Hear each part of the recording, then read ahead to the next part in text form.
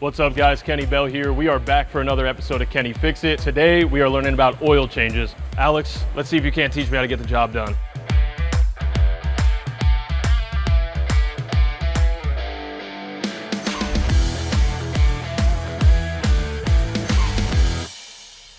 All right, Alex, first things first, how often am I supposed to change my oil or get it checked?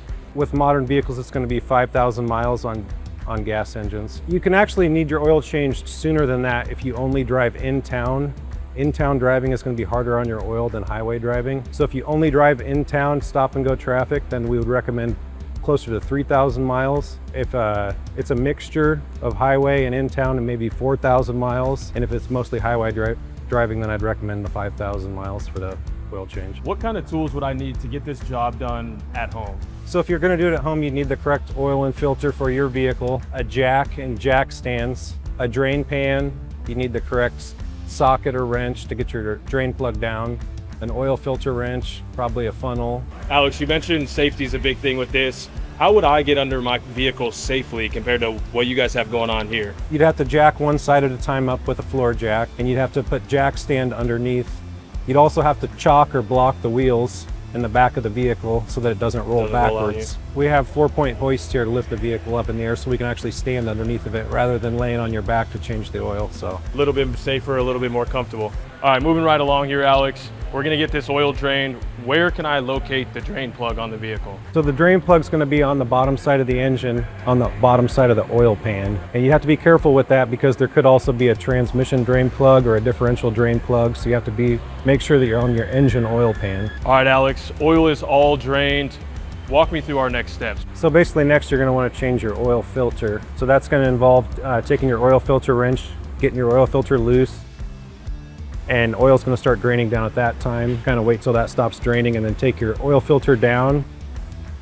There's different types of oil filters, so it could be a cartridge type where the cartridge comes out of a canister and then you would replace the O-rings and you put the new cartridge back in. The more conventional type metal oil filter has got a rubber sealing ring on top of it, and that's going to kind of smash against the oil pan or oil filter housing as you tighten it. Generally, it's the rubber ring touches the oil filter housing and then it's another quarter turn.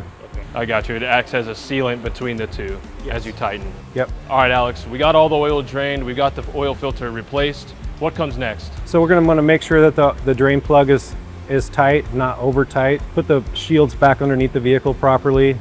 And then we lower the vehicle after that? Yep, and then we're going to put oil in it.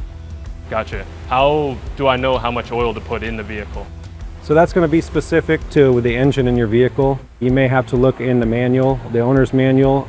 I see these all the time in movies, commercials. What am I looking for on a dipstick? You're going to have hash marks on it, and there's kind of a range on the dipstick.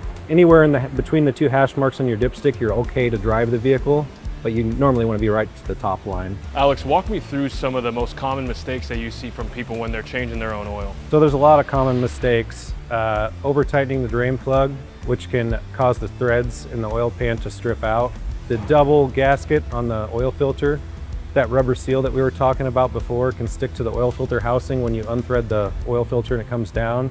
You may not realize it. You go to put the new one up with the new seal, and then you have two rubber seals there, and that usually ends up leaking oil. It might not leak right away. You might be driving on the highway and all your oil's leaking out from that filter. Putting too much oil in, that can cause an issue. The vehicle will smoke real bad. And then using the wrong oil type, you want to make sure you have the right type of oil in, or that can cause premature engine wear, things like that. And then you want to make sure you check for leaks right after you start the vehicle. You want to get down, make sure there's nothing leaking under the vehicle. Well, that's a wrap on this Kenny Fix It episodes of changing oil. Kenny Fix It, yeah. But knowing that you guys are catching problems before they turn into expensive repairs, I would always bring it here to Edwards, no question.